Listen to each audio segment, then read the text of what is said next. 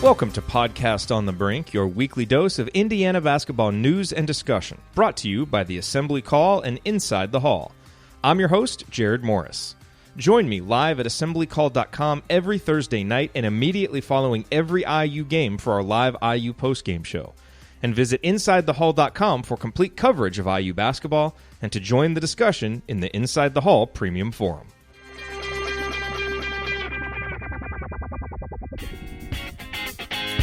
Welcome back, everybody, to another edition of Podcast on the Brink. Unfortunately, Jerod is not going to be with us this week. He had some things going on, and so I'm going to be joined this week by a special guest, one of my good friends and somebody I think I've known as long as anybody on the IU beat. We go back to his time as a grad student at IU. Zach Osterman of the Indianapolis Star. Welcome back to the show, Zach. Hey, thanks for having me. I'm trying to hit mute on this microphone so you don't get the background noise in my cavernous office playroom here. But it's good to be back. So a lot obviously has changed since we last saw IU basketball in March, and we're living in a very uncertain world. I think not just from a sports perspective, but life in general has changed for everybody. I can't think of one person whose life hasn't been impacted in some way by this pandemic that we're all trying to face every day. From a, this is a show about IU basketball, obviously, but from a sports perspective in general, I want to talk a little bit about college sports because this week the Big Ten announced that all team activities are going to be suspended through June 1st.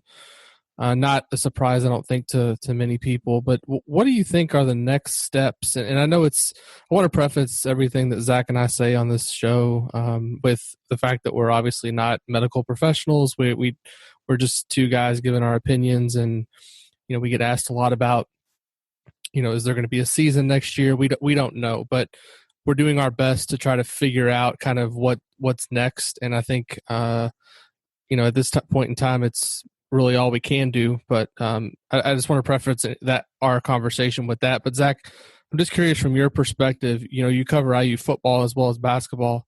And so football is kind of the next big thing on the horizon. From a Big Ten and college sports perspective, what do you think are the next steps here that are going to have to be, or the questions that are going to have to be answered next as we kind of figure out what's going to happen here in the coming weeks and months?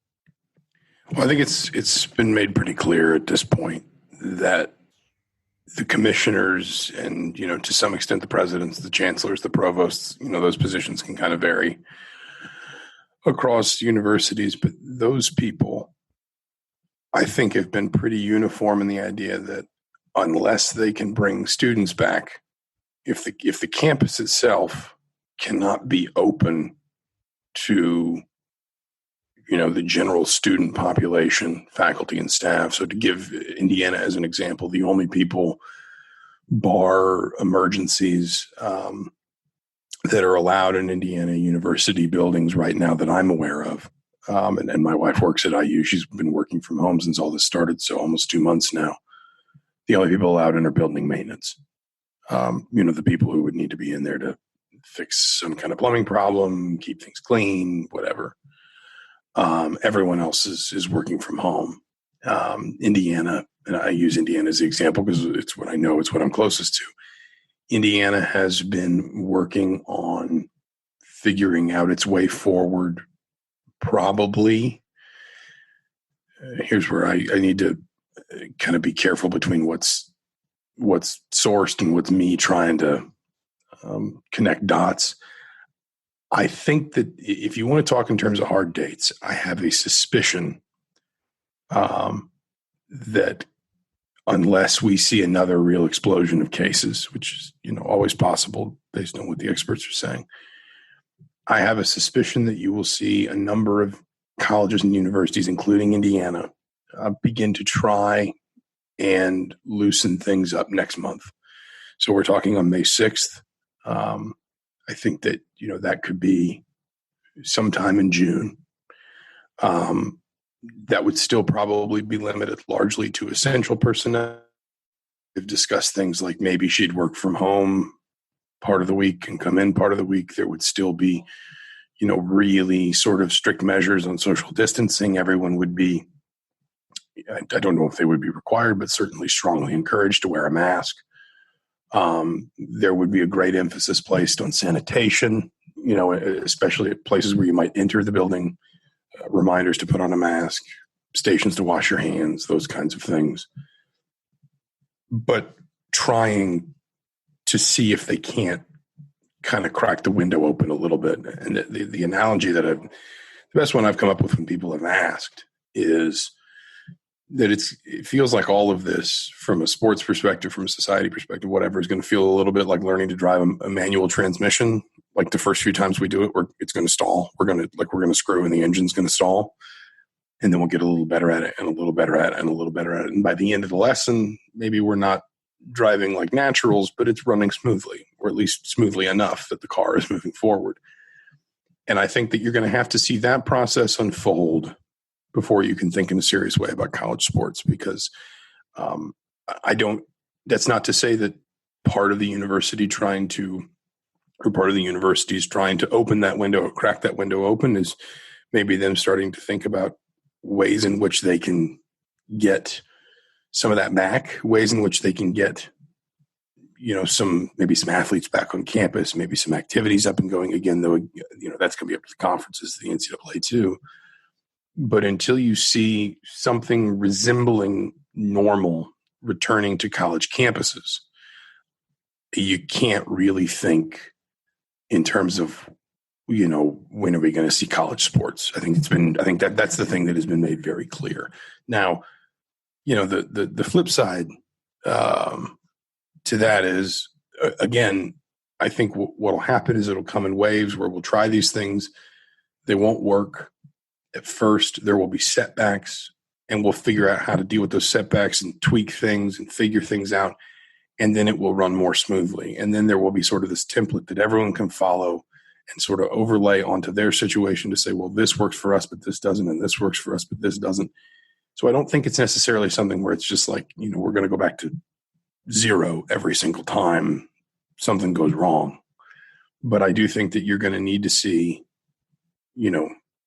life maybe under, let's call it a new normal, sort of resume on the college campuses before you can think very seriously about when can the athletes come back, certainly when can competition begin, and what does that look like from a competitive standpoint, from a travel standpoint, from a fan standpoint, everything. The thing that I've been thinking about a lot lately, and I don't know that there's even a way to predict on this or kind of look into the crystal ball and figure out how this might be handled. But as we read the news every day, and we know that obviously you live in Indiana, I live in Kentucky, two states that are bordering each other, but two states obviously doing a lot of things differently in terms of reopening. And there's no uniform policy, obviously, right now around the country as to, states doing, they're on different timelines. And so I'm curious from your perspective and kind of, you talk to a lot of people and the athletic department, I'm sure. And how do you think it's going to be managed in terms of a NCAA perspective if you have, certain states? For example, it sounds like we've had a lot of SEC athletic directors, presidents talking about obviously they want to play their football seasons this year. Other states are being more cautious. Who ultimately do you think is going to make the decision on whether or not college football starts on time? Let's say there's 25 states that end up with students back on campus, and then you have, let's say, a certain segment that's maybe some online, some on campus, and then you have some learning remotely. To me, that kind of seems like a scenario where it would be helpful to have a commissioner of college sports or somebody that was kind of overseeing to make these decisions, because it kind of seems like, we're obviously in uncharted territory, but if you have different states on different timelines and you have, say, SEC schools wanting to play football and maybe some other conferences aren't ready, How do you think that's going to be managed and figured out? Do you have any insight or thoughts on how that could work? Yeah, I think not to get too sort of philosophical, but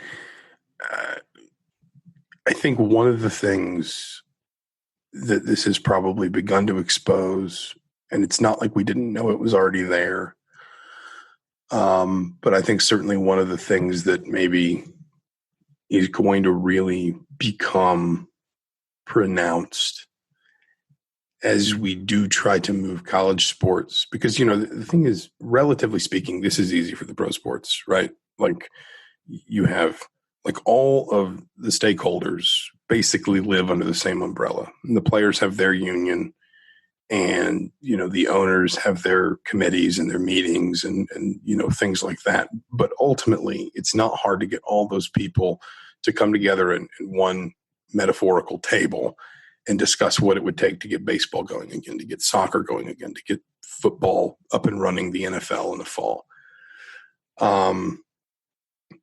College has so many different stakeholders because, for example, the Big Ten presidents, you use a great example there with the SEC. We are seeing, and I'm not trying to be political, but you're seeing a very different sort of public policy tack on all this being taken in a lot of southern states than you are in a lot of Midwest states than you are in a lot of northeastern states on the West Coast. And so, the conference commissioners are going to think certain things. They're going to probably take a lot of their cues from their presidents. You're going to have the NCAA has tried very hard, I think, and commendably, I would say, and I'm not someone who is always quick to praise the NCAA, but I think they've tried very hard to position a number of experts at the forefront of this discussion in terms of the committee that they've built and the people they've put on it. I think former surgeons general, people like that.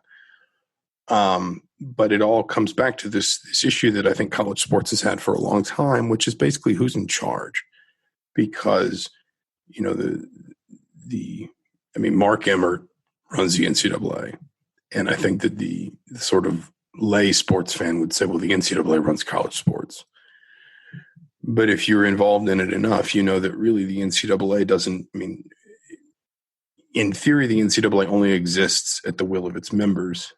In practice, those members, both in word and in action, really probably more often than in action than in word, will dictate NCAA policy. And broadly speaking, you have seen groups form within that I think, people love to sort of wring their hands at inequality in college athletics, financial inequality, competitive inequality. I'm going to be honest. I've never, I think that's always existed.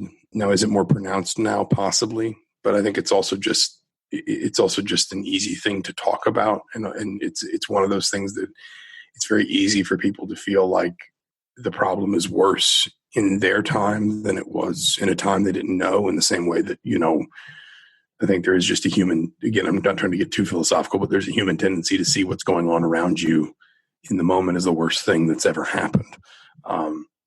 Because it is the only frame of reference you have. History books don't feel so tangible to you as having to walk through your grocery store wearing a protective mask. Not being able, as is the case with my mother, who lives in an assisted living facility here in Bloomington. I can't go see her right now. Is this the worst thing that's ever happened to the world? Probably not. But this is the frame of reference that I have. And I think that when you talk about inequality in college sports, I think the truth is that actually we probably have, it's not perfectly functional. Of course it has dysfunctional elements, but we have at least gotten to this place in the last maybe 10 years where it seems like we have built a hierarchy that does more good than bad, works better good than bad for most people. The Power 5 conferences, the Group of 5 conferences, the way you stratify certain things in college basketball, and then obviously how all of that filters down to your non-revenue sports. What I think that this has the potential to really kind of expose is some of the real flaws in that. And I think that you come back to, and I've made this comparison in things I've written before, But you think about what baseball wanted after the Black Sox scandal in 1918. Baseball wanted to clean up its image. Baseball wanted to feel like, people could trust it. And so essentially baseball put a dictator in charge of the league. They put Kennesaw Mountain Landis in the commissioner's office, and they gave him, unprecedented power.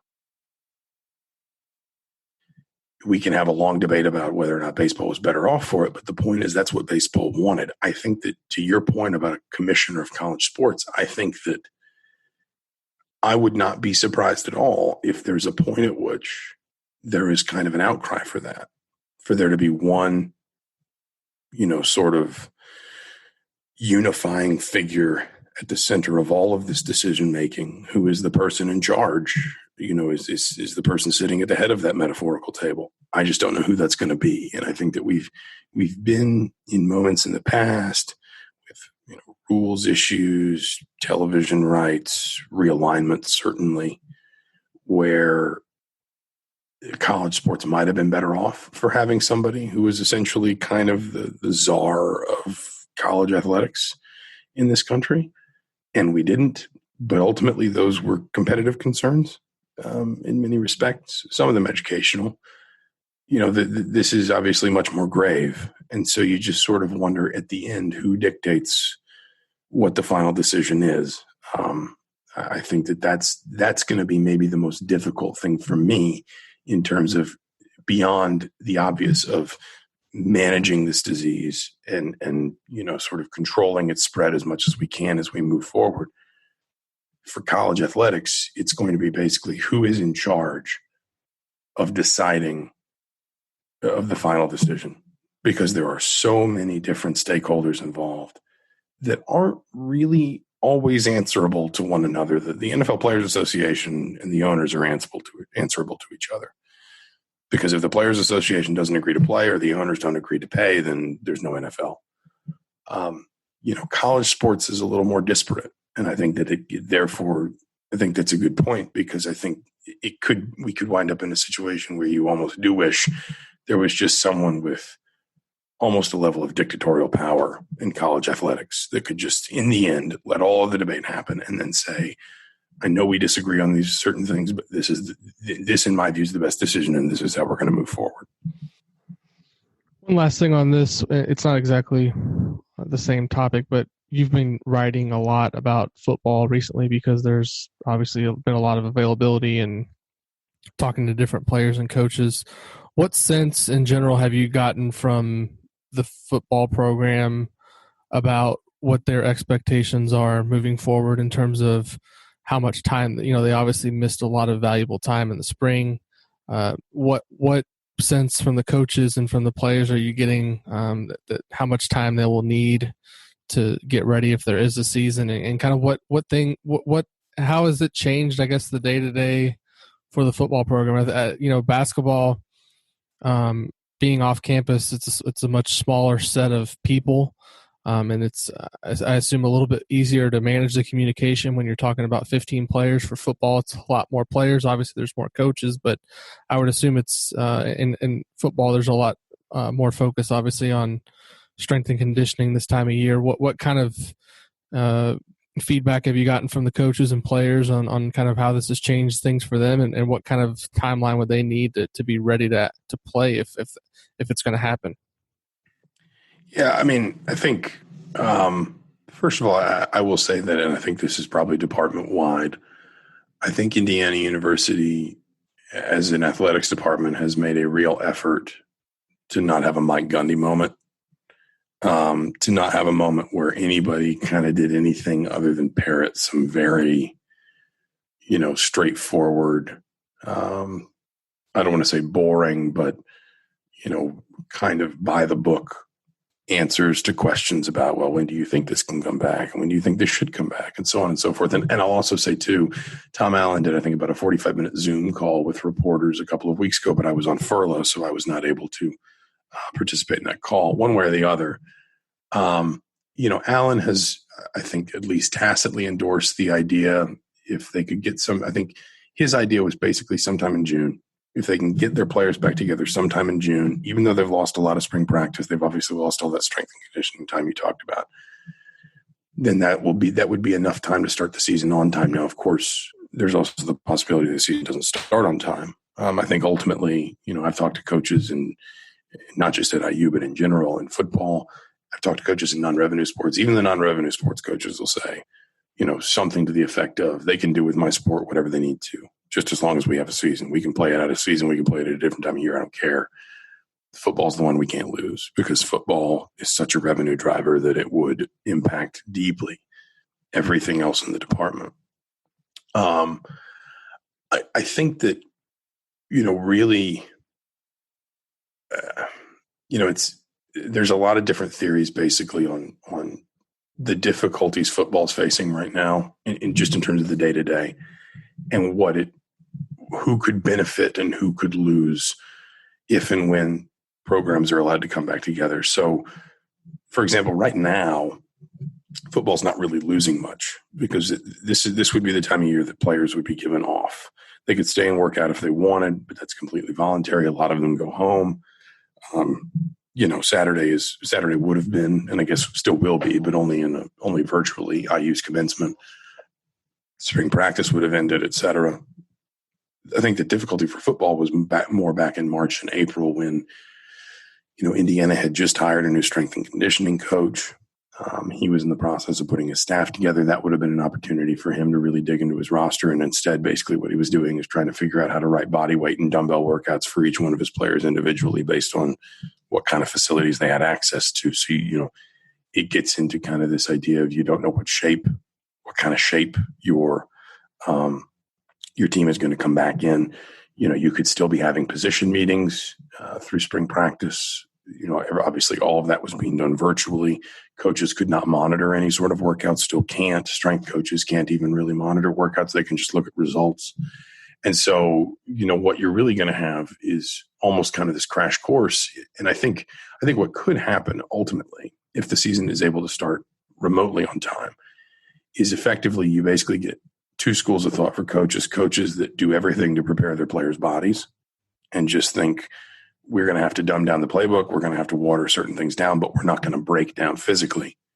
And coaches who prepare players' minds and almost say, I'll win the tactical battle, and maybe we won't be maximizing our strength and our speed the way we normally would have, but we'll mitigate that with the tactical battle. I could see that with college basketball too, frankly.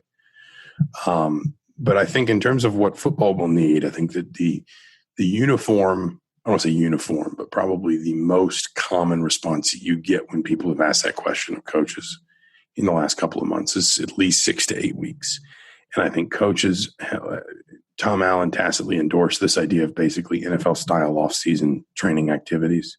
So when you get guys back, coaches can work with their players, in essence, almost a slowed down spring practice in the summer that leads into preseason practice, rather than, what you and I both know, the way most sports work, which is, in the summer you can work out with your strength and conditioning staff, and you might get a little bit of instruction time with your coaches, but most of it the coaches have to stay away from.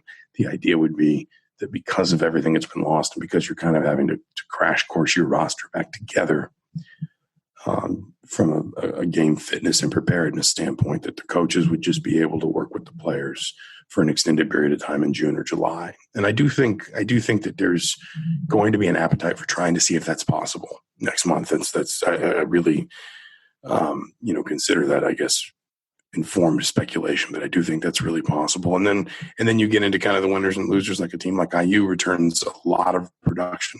So maybe it's easier for a team like Indiana. Maybe you've got better habits, and, because you're returning so many guys who've played so many snaps young, it's been second nature to them to go home and keep working hard and at least come back in some level of, good physical shape. And they've already got all the experience and the reps and the playbook knowledge and all that stuff.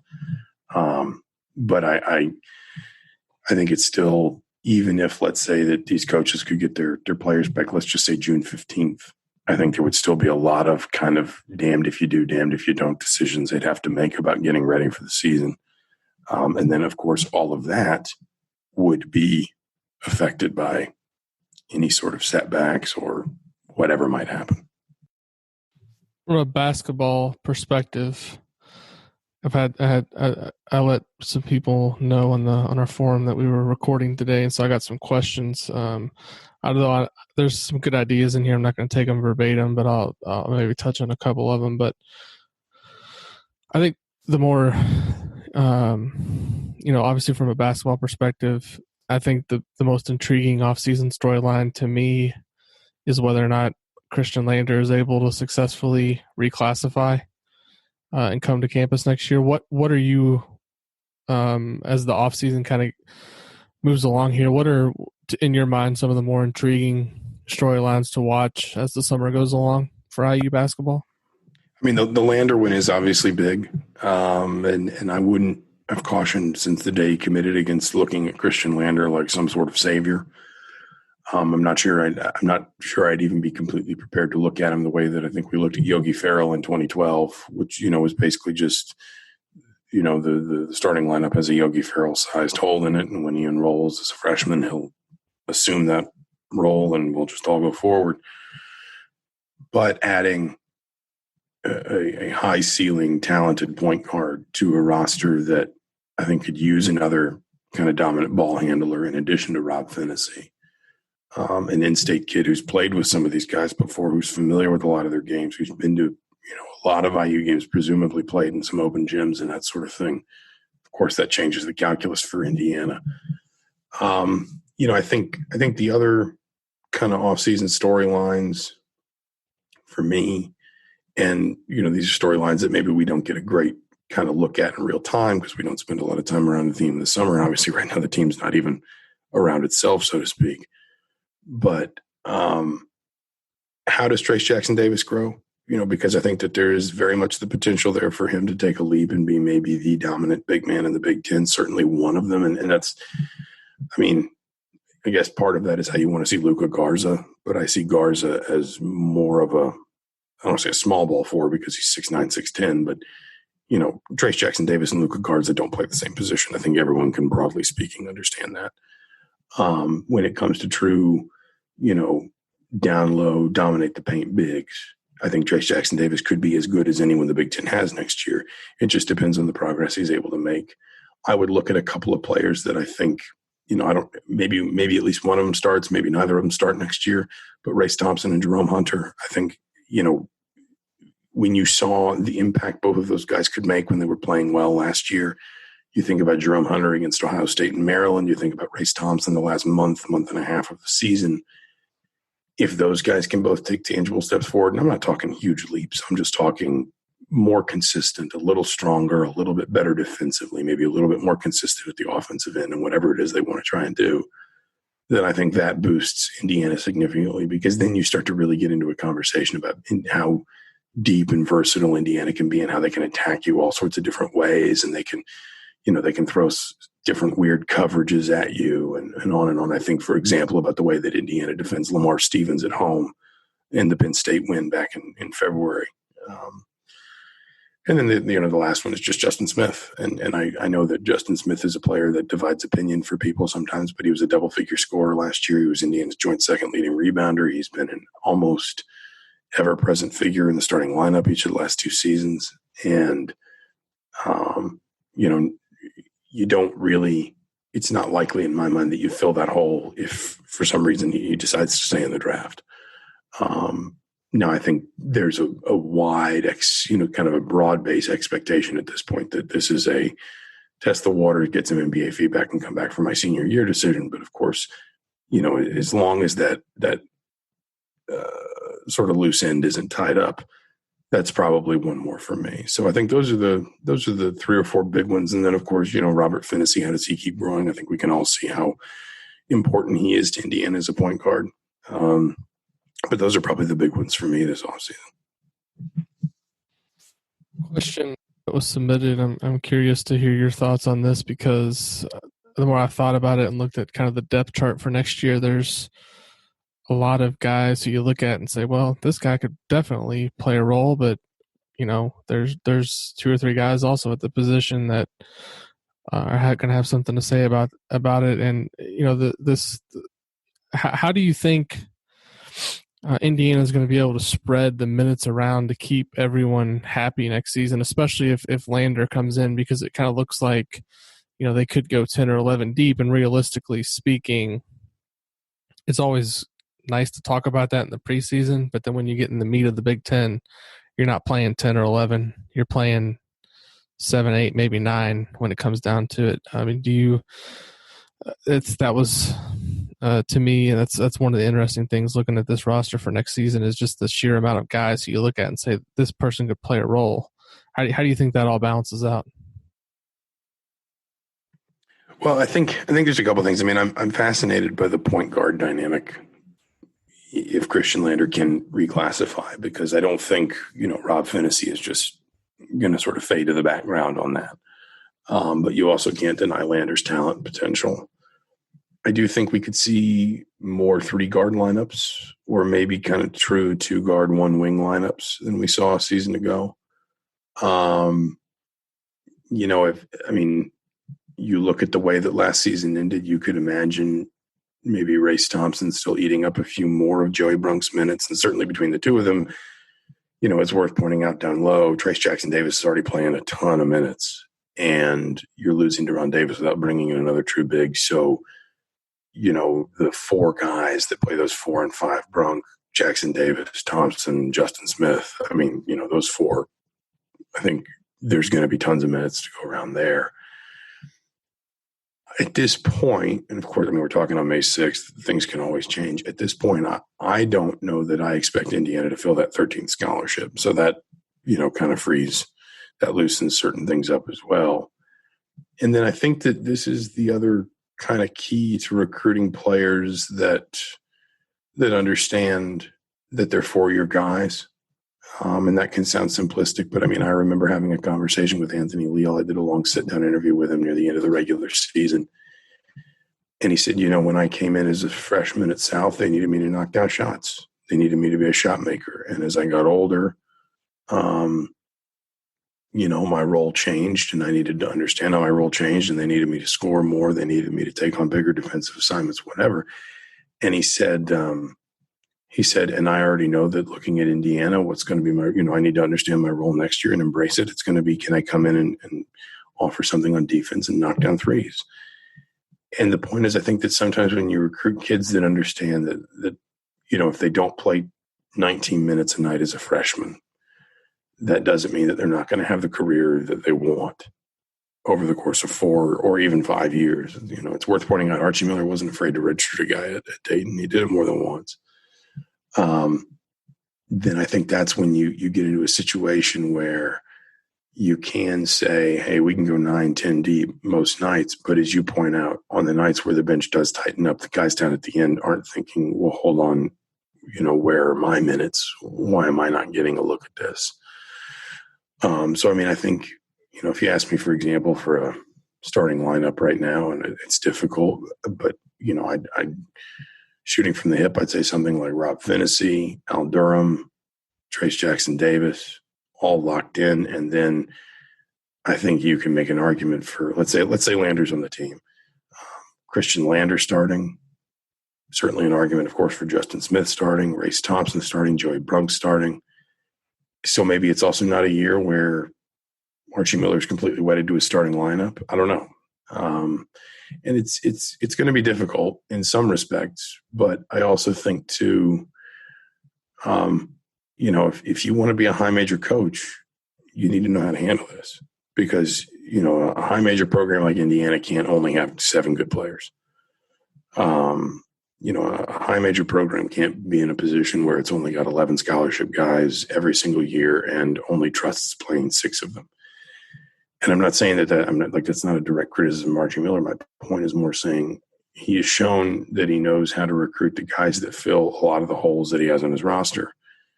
The next step is being able to keep – you're never going to keep everybody happy. You're going to lose guys to transfer. That happens.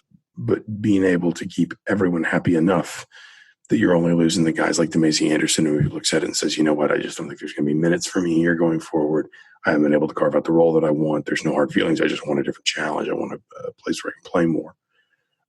So part of it also just does come down to can you coach guys, not just in terms of X's and O's and skill development, but in terms of getting them to buy into what you're trying to do, and getting them to recognize that just because maybe they don't play a lot as a freshman or even as a sophomore doesn't mean that, like I said, they aren't going to get to have the career they want by the time they're done. I think if we presume Christian Lander reclassifies and Indiana doesn't go to Maisie Anderson scholarship, then you have 12 guys next year, including 4 freshmen. You at least get the sense that a lot of those freshmen understand, for example, that they'll have to come in and work very hard to play. And if that's the case, then you could have just kind of a situation where those guys look at it and say, okay, maybe I won't play a ton this year, but then next year, Justin Smith and Al Durham, 2-3-year starters, will graduate. And then the year after that, you'll lose another couple, and on and on. It's not perfect. And I suppose any coach would tell you they'd rather have the options than not have the options. But I think it also just comes down to, are you a skilled enough coach at connecting with your kids and getting them to buy in that, you're not at risk of somebody just turning really sour if the rotation shrinks from 10 to 8 in February and March, and they're not in it. From a schedule perspective, I think next year could be as challenging as we've seen in a while in the non-conference, at least. There's a potential, obviously, for the Gavitt tip-off games to be played. And again, this is all assuming that, we play next season, IU plays next season as expected, but that's what we're operating on under that assumption for this conversation. But yeah, the Gavitt games could happen again for IU. They didn't play last year. They've obviously got Maui on the docket. There's the likelihood that they're going to play the Big Ten ACC Challenge game on the road, Crossroads Classic against Butler, 2 non-conference games that we already know about at home as well. The fall under kind of guarantee game, the guarantee game header with Robert Morris and Nebraska Omaha. Do you think this team's going to be ready to play this difficult of a schedule? It seems pretty. I named at least 6 high majors, assuming they're in Gavitt, which I think they will host a Gavitt game this year. Okay, I'm fairly confident in that. That's 6 high major games in the non-conference, which probably I've been asked about, the potential for Kentucky or Arizona, and I'm thinking with what they've already got on the docket, I would say this is pretty much probably it for the high majors. Would you agree with that? And do you kind of see this team being ready to navigate a slate like that in the non-conference? Yeah, I think so. I think the one thing you get when you're Indiana and whatever you add as a freshman, if they take a grad transfer to fill a spot, whatever, you've got a hierarchy built in there. So if you imagine, a college basketball season is sort of a lump of clay in October that a coach is trying to sort of slowly shape in November and December and really kind of add fine detail to in January and February, so that when you hit March, you've got the whole thing there ready to go. I think the one thing that not always, but tends to set teams apart that can have success in November and December is the ability to have confidence in basic stuff that works, so that whenever, if ever you wind up in a situation where, your game plan is just not working and the coach hasn't gone deep enough into the playbook for guys to understand how to adjust and how to layer on, there's some basic things you can pivot back to. And I think that Indiana's going to have a lot of those things. They're going to, effectively, and I'm not trying to slight Jerod Davis, but effectively, they've only lost one significant statistical contributor from last year. And I guess maybe a better way to say that is not so much that they've only lost one, it's that they only have one significant contributor from last year for whom they do not have ready-made replacements. When you look at what Indiana asked Jerod Davis to do, it should have the personnel to change a lot of, to fill Deron Davis's minutes. Maybe they play a little bit of a different way. Maybe it's a little bit of a different style, but you get the point I'm trying to make. I think you've got size, which Archie Miller always needs. You're going to have steady point guard play, and more than that, veteran guard play in general, because you got a junior and a senior headlining your backcourt, and you're going to have Trace Jackson Davis.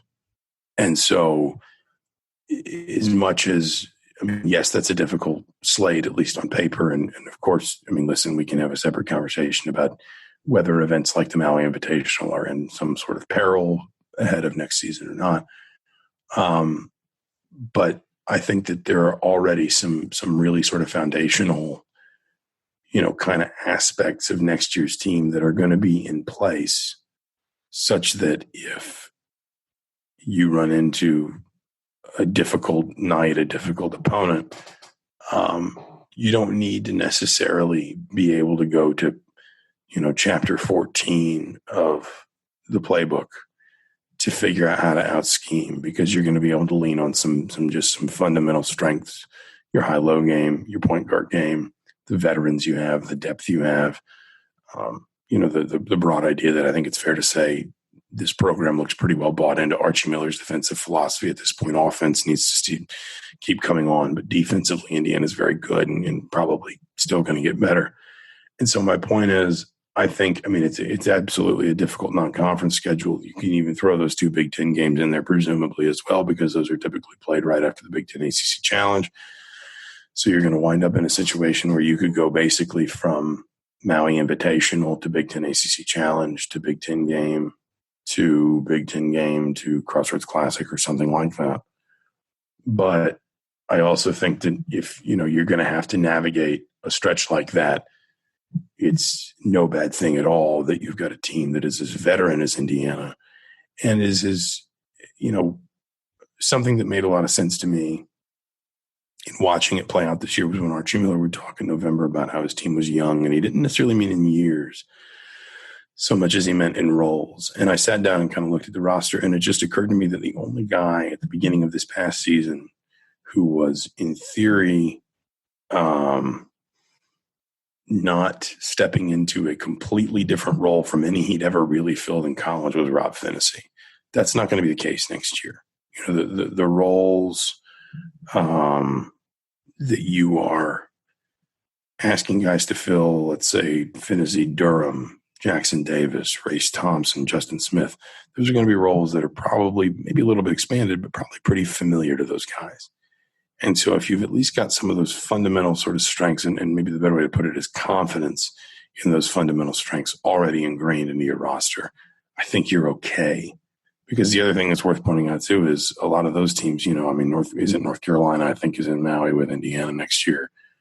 They're going to have to turn around and play a Big Ten ACC Challenge game. They're going to have 2 non-conference games in November and December. They're going to have to get ready for the CBS Sports Classic and on and on and on.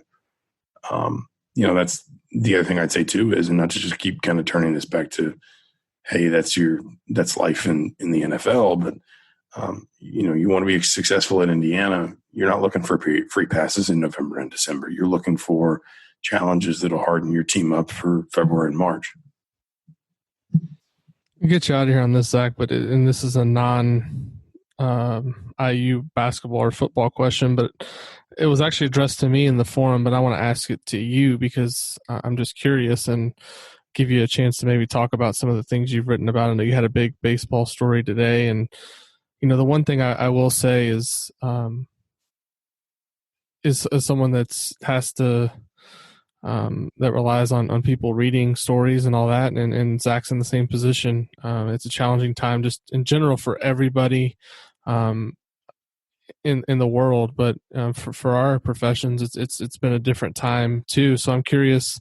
The question Mark asks is in an odd kind of way. Do you find the current situation that we're in from a professional standpoint? Have you found that giving you new creative ways to try to come up with content and stories to write? I mean, how has that been for you, and kind of what are some of the things you've done? If you want to talk at all about that baseball story, because I think it's pretty fascinating. Yeah, I mean, I think the one thing that it has done is it's taken us all out of the daily grind of, I mean, the number of times I said, oh, I want to do this story or I want to do a series about this or whatever. And, and then I only put maybe 70% of the time into it that I want to because I only have 70% of the time. I can't give it as much time as I want. I've got to move on to something else.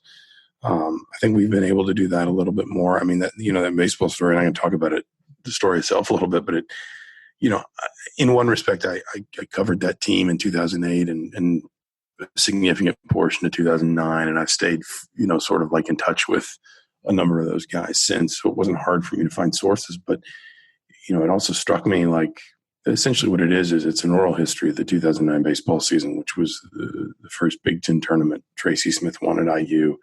It was a team that had seven guys eventually got drafted off its roster that year. I think 12 players on that roster in total would get drafted at some point in their careers. Obviously, a couple wound up in the pros, Josh Fagley being maybe the most, most well-known of those. But like when I started spreading around to just, sending some texts and direct messages to some of those guys, one of them, Kip Schutz, just texted me and he said, hey, all the guys are getting your texts and they just want to set up a Zoom call. Do you want to do that? And it just kind of struck me too. This may sound simplistic and maybe I'm wrong, but I just kind of got the sense everybody was happy to talk about something that didn't have anything to do with coronavirus or how this is affecting, schedules or seasons or anything like that. But just simply saying, let's talk about a happy memory you've gotten. And that story specifically, that team was fascinating. It was a, it was a team with a lot of character. It was a team with a lot of spunk. It was a team that was not afraid to be a little bit off color, which kind of comes through in the story. And my suspicion is that there's probably even more examples of that they will not share with a reporter on the record, even 11 years later. But it was a team that, I guess what was fascinating about it was, and Tracy Smith talked about this a little bit when he and I chatted for that story, it was a team that had no concept of what winning was like. And it was a team there that had to learn how to win almost from nothing. The program hadn't even made the Big Ten tournament until 2008, Tracy Smith's third year. They hadn't even made the Big Ten tournament since 2003. So this was a program with, and they'd only made one NCAA tournament ever in 1996. This was a program with next to no history, tradition, built-in success, any of that. And these guys effectively just kind of had to manufacture that themselves. And Tracy Smith was tough on them because Tracy had that success and he knew what it looked like and he knew what it would take. He drove them hard. And I think that maybe in some respects that almost kind of brought them closer together because they're an exceptionally close group. I think teams always tend to stay together when stuff like that, when they achieve stuff like what that 2009 team achieved. But I mean, that group, like I've run into them at a teammate's wedding or, when they've been, not that I've been at the wedding, but when they've been in town for a wedding and it's never just a half dozen of them. It's never, 4 or 5 that were really tight and they're all each other's groomsmen. It's always 10, 12, 15 of them all together. They do an annual cabin weekend somewhere around Bloomington, I think sometime in the fall or maybe early winter. And like they get a dozen guys or more to come back every single year, just that group. And, it's a fascinating story to tell. I think Jeremy Gray, who of course we both know works for the IU athletics department, and that season was the first season that IU put on the radio from a baseball perspective. And so it was also kind of maybe the right season in the way that serendipity is always a little bit of a part of success. It was the first time that maybe IU fans could get more unfettered access to games than normal without having to go to Simbauer Field. And, here was this spunky, colorful team that hit a bunch of home runs and won enough games to win a Big Ten tournament. And that's the first, it's the right year to be the first year on the radio. But Jeremy called those games and he said that, if 2013 and 2014, when Indiana went to the College World Series, new stadium, national seat, all that. 2013 and 2014 were the